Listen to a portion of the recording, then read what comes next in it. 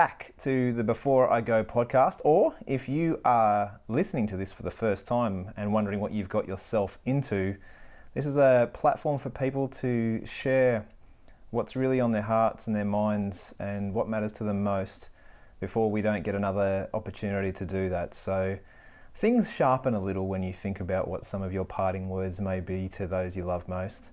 So my hope is that we don't wait until it's too late to say that. And people really just give freely of who they are and create a legacy. So welcome back if you've listened along, and welcome for the first time if you are dipping your toe in the water. So today I want to talk about sticks and stones, or words, because words are powerful. They really are. I saw a fantastic meme yesterday, which I'll put up for those of you watching on YouTube shortly. But that meme said two things. It said, the version of me you created in your mind is not my responsibility. I love it, right? The version of me you created in your mind is not my responsibility. Words are powerful, and actually it's the words that you create, not what somebody else creates, but the words that you create, whether they come out of your mouth or not, they are the most powerful, because what you say illuminates what is inside you. I can't remember whether I shared this quote in an earlier episode, but if I do, it's worth repeating. From Sydney Banks, he says it, and he just puts this so beautifully. Concentrate on yourself. Whatever you are is all you can give away. That's very simple. You open your wallet, you have $1. That's all you can give away. You open your mind and it's full of anger, hate and distrust, sadness. That's all you can give away. But if your mind's full of love, that's what you can give. What people say about you really doesn't matter. I'm more interested in the story that you have going on inside yourself that is either giving to you or taking away from who you really are. What you say matters. What you say to yourself and about yourself, what you say to others and about others, it only really matters for one person, and that is you. Because what you use to create those words comes from within you. As Sid Banks said, if you're drawing on comparison or jealousy, if you're fueling your words with fear or anger, or even what you're saying about yourself, if it comes from a place of low self-worth, if you're using that type of fuel to power your words, you're going to create a reality for yourself that is full of suffering. I wouldn't want to live in it. I know what it's like. I know what that inner critic is like, that just keeps drawing upon negativity to try and inform your reality. If you draw upon hope or love, kindness or understanding, commitment, if you draw on strength, your reality will reflect this. It really will. I've seen far too many people verbally berate themselves. I wasn't sure whether I'd share this story, but here we are. As a kid, during the week I would go around to a friend's place, and I would watch two adult males play squash with each other, and I knew both of them.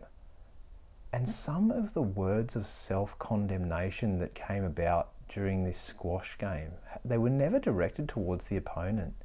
They were directed towards self. And man, that poor bloke gave himself a proper verbal flogging whenever there was a missed shot or an error, or a stroke wasn't up to scratch. And I now understand that it might be something we can laugh at. If you see somebody swing a golf stick and send the ball flying, hundreds of meters in the wrong direction, what they then abuse themselves with can be laughable, but a sustained commentary of negativity about who you are and what you're worth breaks people down over time. It really does. I've seen them, people say it, right? You've probably said it to yourself. I'm not good enough. I'm not pretty enough. I'm an idiot. I never finish anything. I'm too big. I'm too little. I'm not smart enough. None of it is true, right? You are enough, and you are more than enough. the place that you draw upon to know this is a lot deeper than the words that you created. So we have to let go of the old words. We have to let go of the old stories and the old thoughts. You empty them out and fill up from something far more nutritious and delicious, something far deeper, right? I know this seems like a little bit of a contradiction, because when I was recording the first couple of episodes, I encouraged you to listen to where I'm coming from, not so much what I'm saying. And while that might seem like a contradiction, because here I am speaking to you about the power of words, I still mean both, right? Because the source that you draw upon to share and communicate and give matters just as much as what you say. Where you draw from is the source of all creation, right?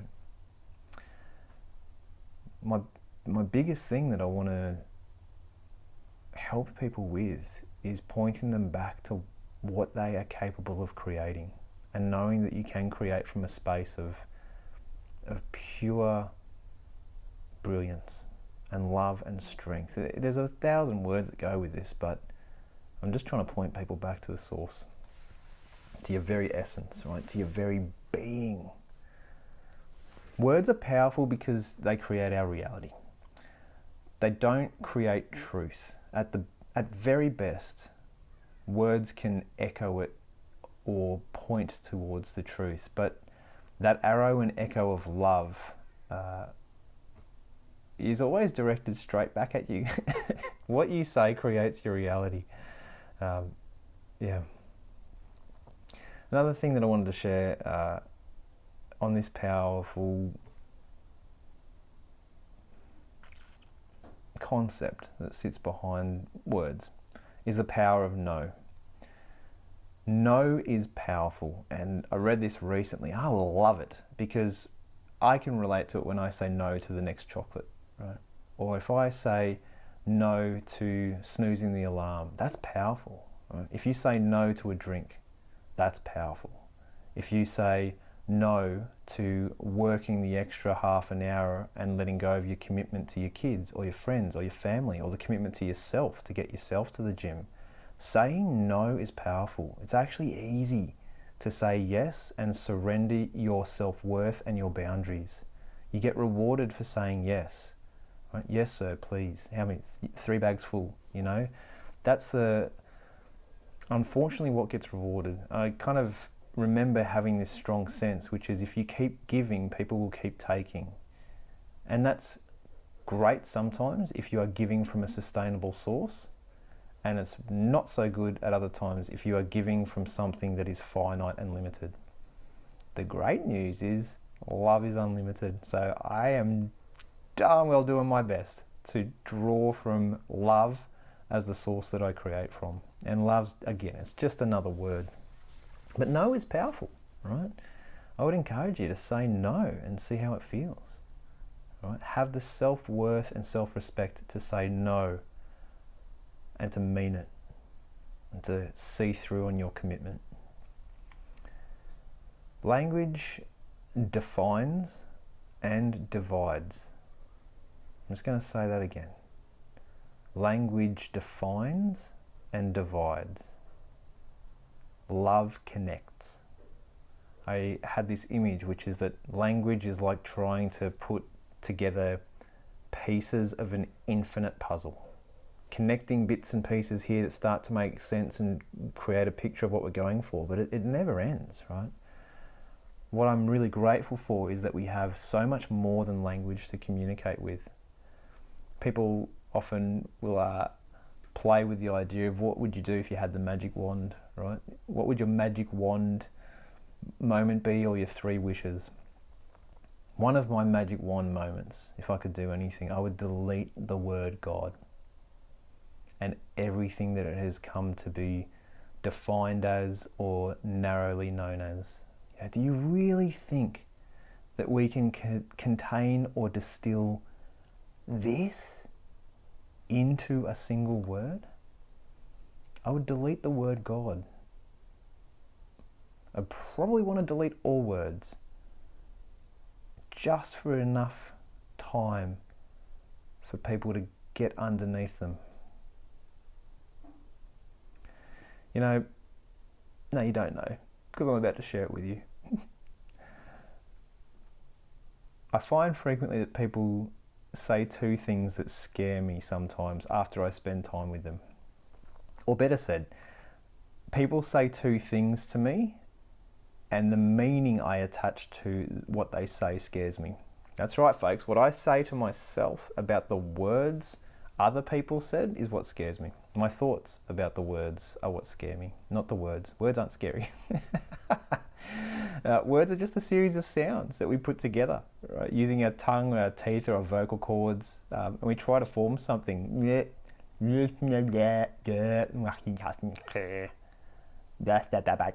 know, that words are just sounds, but what we think they mean is what matters. Anyway, sorry about that. Not really. These are the two things that people say to me. The first thing they say is, "Wow, thank you, Lynden. You've given me a lot to think about." And inside, I'm screaming, going, "Please, Dan, no, don't think. I don't want you to think more." Right? Words are just thoughts are just a string of words put together. More words, more thoughts, they get in the way. So when people say you've given me a lot to think about, I feel like I need to say sorry. I would prefer less thinking and getting in touch with the place that thought comes from. The second thing that people tend to say is you have a way with words, and I just want to convert it, and I will. I'll write an article, I'll create something at some stage, maybe a poem called "A Way with Words." Get rid of them, gone, right? Confine them to poetry or lyrics maybe, but words are just completely powerless without the power that you give them, right? You learnt every word that you can speak and understand.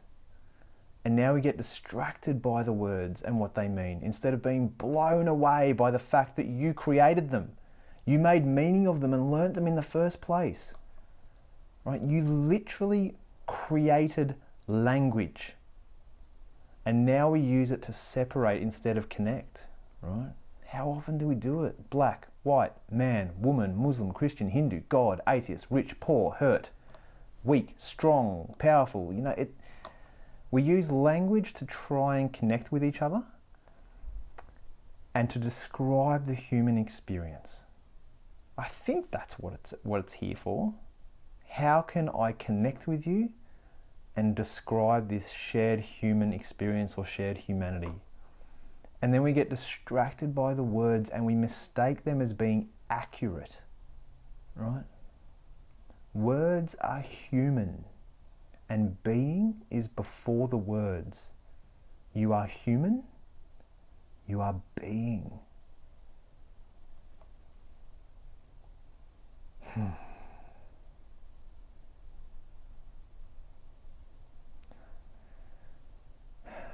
Space is a funny thing, isn't it? It's taken me a long time to be great in the midst of silence.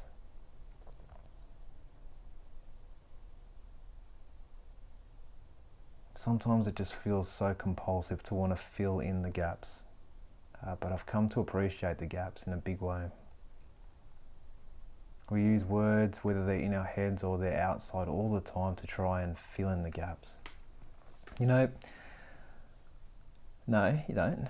Or maybe you do. I find that music is a closer echo of the truth. You know, even if you and I don't speak the same language, we can dance and we can move as one to music. You know, I love the rhythm of music. I love the rhythm of poetry. You know, it starts to get into movement rather than confining things to the static nature of words. So I love that if nobody could speak the same verbal language, we could still all go and play some music together and be on exactly the same page. You know, it's wonderful. And music, you know, beyond an auditory sense, you know, Hey, imagine sitting with someone who is deaf or mute, and I imagine holding hands with them and watching a tree gently sway to the breeze, and we could both be listening to that same music, watching the same dance, connected in the same moment without words or sounds. You know, go bigger than your idea of words, go bigger than your idea of music. These things are here to connect us, not to confine us.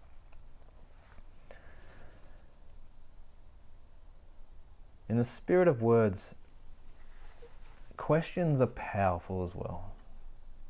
I'm fairly confident that there's a bit of research that's been done to say that we almost find it impossible not to answer a question when it's presented to us, whether we consciously answer or whether it's subconscious.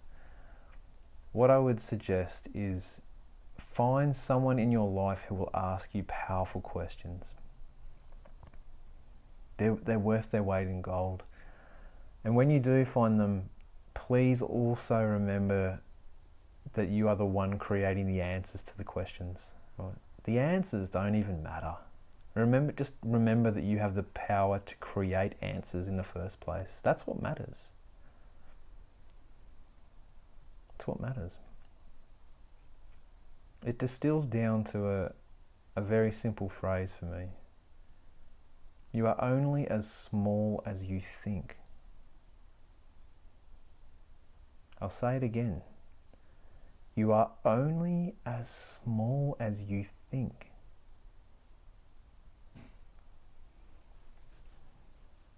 Wordy, wordy, wordy, wordy, wordies.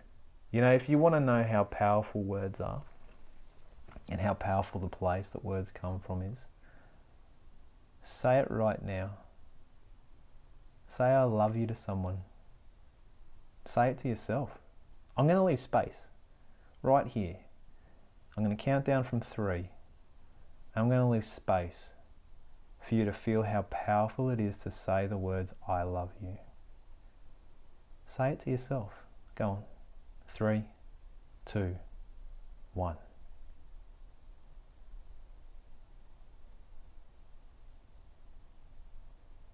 Are you courageous enough to say it to someone else?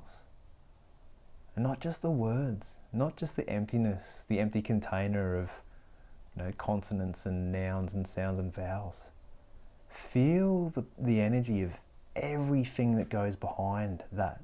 It's such a truth. I love you. I love you. That's how powerful words are. Sometimes the most powerful words are the ones that we don't say out loud. It's the narrative that we make up about someone else. The inner critic that we listen to in our heads, the repeated stories of our past that keep us a prisoner there, or the anxious words about the future that they cause us to fear the future. Words that are created in our head, they're temporary. What you are saying in your head is temporary, and those words fade faster than my next breath will.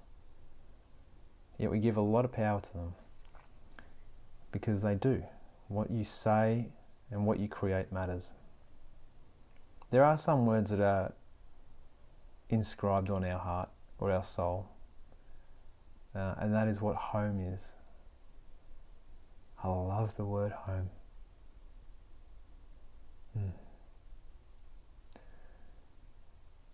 I think home is where you realise that those 3 words are inscribed and authored on your soul, right? Home is where you can hear it. I love you. I love you. Here's a little funny insight I had. Whether it's an insight for you or not, I don't know. But I and you are separate until love connects us. Even if we got rid of that word love, right, and we were just left with you and I, the space between is still love. They say God is love. I like the idea of flipping it around and saying, make love your God. But God is no thing, right? It's not a word. God is certainly not a word. God is a space between you and I that allows me to love you for who you are. that allows me to love myself. Because I am not myself. I'm never alone, and neither are you. I had this image pop into my mind of love being like the magic eraser on the tip of a pencil that you are writing your story with. And that eraser is closer to you than the pointy end of creation. I think that grace is the invitation to turn your world upside down, right? Flip it upside down. Spin the pencil around, and then just to erase the words that you've written and stare back at this blank page in awe of what you've created. I think that's forgiveness. Right? I think love lives there, right in the middle of nothing, and yet perfectly surrounding everything. Love lives there. Again, right in the middle of nothing and perfectly surrounding everything.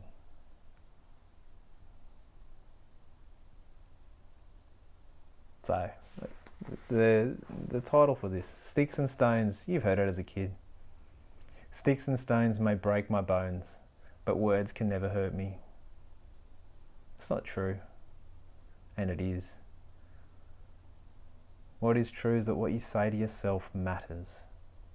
What you say to others matters, because you create with your words. And where you create from will either be a source of connection or disconnection. I pray for the day that we are all lost for words. Until that day, I love you. I love you.